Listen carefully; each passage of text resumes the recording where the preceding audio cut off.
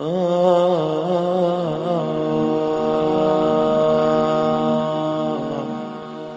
kita mulai bahasan yang pertama dengan cepat. Apa yang dimaksud dengan hasad dalam pandangan Al-Quran dan keterangan Nabi SAW? Secara singkat, para ulama mendefinisikan hasad atau iri hati dan dengki ini dengan kalimat yang sangat singkat, padat, lugas. Al-iradatu fi izalatin ni'amil akhirin.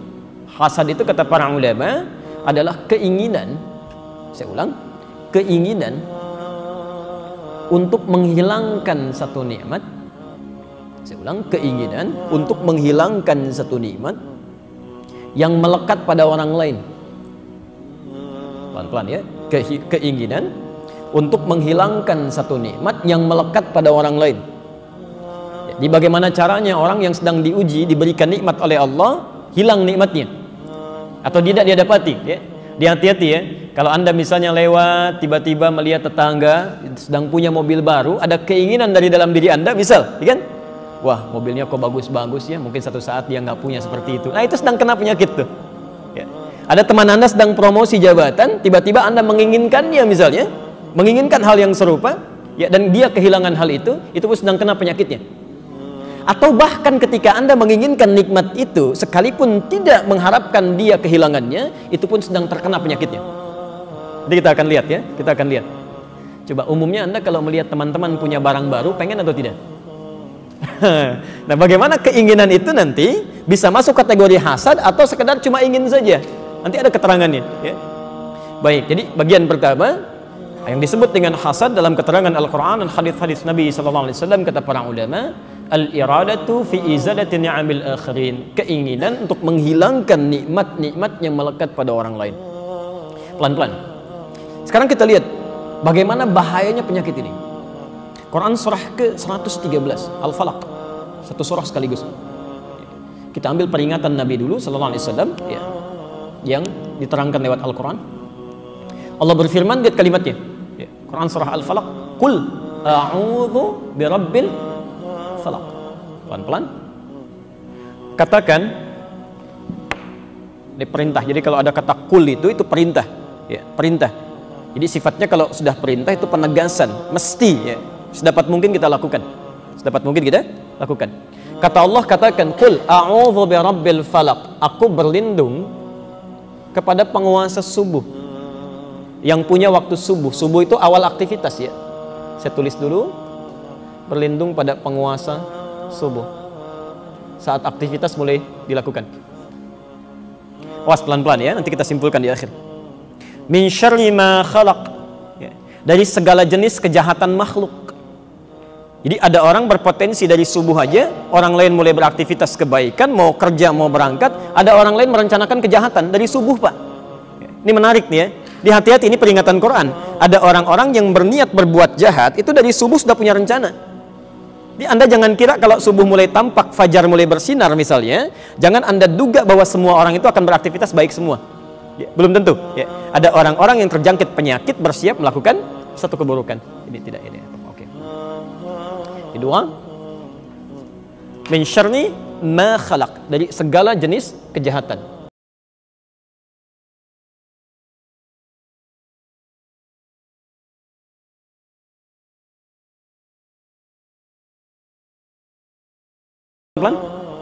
Teruskan ayatnya. Wa min syarri ghasiqin idza waqab, dan dari kejahatan yang muncul di malam saat gulita, saat gelap. Ya, perhatikan, jadi ada orang yang berbuat jahat dari waktu subuh, ada orang berbuat jahat di waktu malam. Ya. Sedangkan ayat ini ingin menunjukkan bahwa penguasa subuh sampai malam itu cuma Allah. Ya. Di Allah menguasai subuh sampai dengan menguasai malamnya. Anda diminta berlindung dari orang-orang berniat jahat baik di waktu subuh ataupun di waktu malam. Pelan-pelan. 3, saya agak cepat.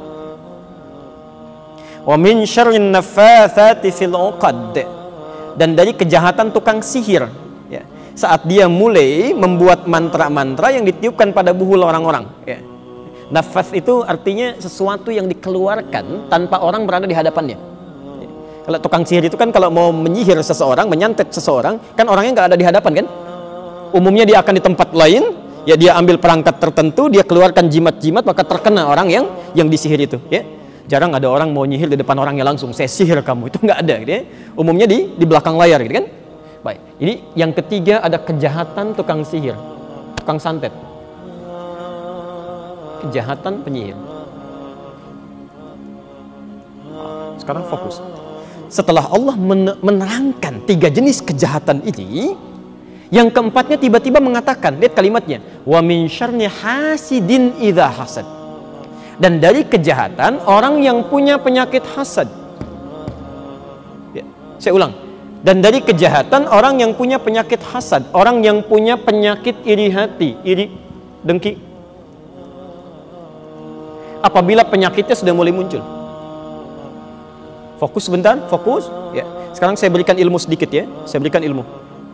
Yang pertama perhatikan, di poin penting, Bapak Ibu sekalian, setiap ayat-ayat ini itu disambungkan dengan wawu. Ya. Coba lihat kalimatnya. Qul a'udzu birabbil falaq min syarri ma khalaq wa min syarri ghasiqin idza waqab wa min syarri naffathatin fil 'uqad wa min syarri hasidin idza hasad. Kalau Anda menemukan kalimat-kalimat dirangkai dengan huruf wawu, itu dalam bahasa Arab, wawu ini dinamakan dengan atful ma'iyyah. Ya. Al-atfu wal ma'iyyah.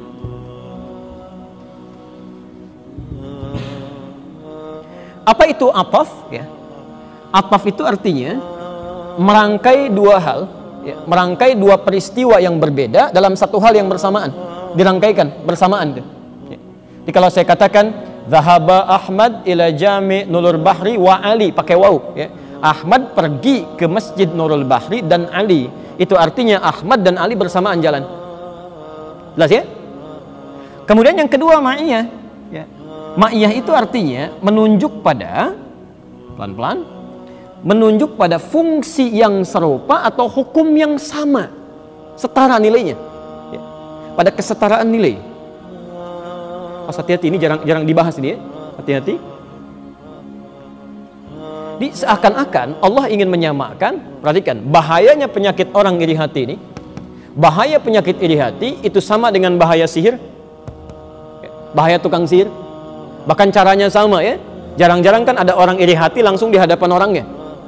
Biasanya ketika dia iri hati, ingat kan, baru dia bikin status tertentu, baru keluar kalimat yang tidak menyenangkan, jarang di hadapan orangnya. Dan yang lebih luar biasa, penyakit iri hati ini pertama, kita urutkan satu-satu. Satu, kata Allah, lihat. Tingkat bahayanya, kalau ada orang cuma berbuat jahat subuh saja, ada orang berbuat jahat malam saja, iri hati ini berpotensi berbuat jahat dari subuh sampai malam. Karena orang-orang yang terkena penyakit iri hati, begitu muncul sifatnya, seketika bisa berbuat jahat. Perampok beraksi subuh, siang istirahat. Perampok beraksi siang, malamnya istirahat. Penyakit iri hati tidak, mau subuh tiba-tiba ingat orang yang dimaksudkan dengan rasa irinya, muncul perasaannya, bicara dengan istrinya. Tahu nggak mah, saya mau berangkat ke kantor sekarang, orang ini luar biasa menyebalkannya, muncul. Malam-malam mau tidur, tiba-tiba ingat lagi, mulai bikin status, dituliskan di media sosialnya. Ya. Jadi seakan-akan ingin mengatakan orang-orang yang punya penyakit iri hati ini, Masya Allah, saking luar biasa bahayanya, hidupnya tidak akan pernah tentram dari mulai subuh sampai dengan malam. Nggak percaya silakan. Ya. Orang-orang terkena penyakit iri hati, begitu temannya dapat promosi jabatan, dari subuh sampai malam, kepikiran juga. Ya. Bahkan kadang-kadang dalam tidurnya masih mencela juga ya. Orang istirahat, wah ini keluar kalimat-kalimat. Ya. Yang kedua, maaf, sifat iri hati menggunakan huruf waw disandingkan dengan segala jenis kejahatan. Min syarri ma khalaq. Ini menunjukkan bahwa orang yang terkena penyakit iri hati itu sama jahatnya dan kejahatan-kejahatan lain. Jadi kalau ada orang mencuri, ya, itu sama dengan orang iri hati. Ada orang misalnya iri hati, ada orang lain merampok, itu sama nilainya, sama jahatnya, ya, sama jahatnya. Jadi bukan cuma dosa yang melahirkan kegelisahan dari mulai pagi sampai malam, tapi juga tingkat kesulitannya. Penyakit ini disebut oleh Al-Quran berpotensi melahirkan kejahatan-kejahatan yang benar dosa. Ya, jelas di sini? Nah, yang mau saya tekankan di sini, hasid itu kan yang pemiliknya, yang punya penyakitnya.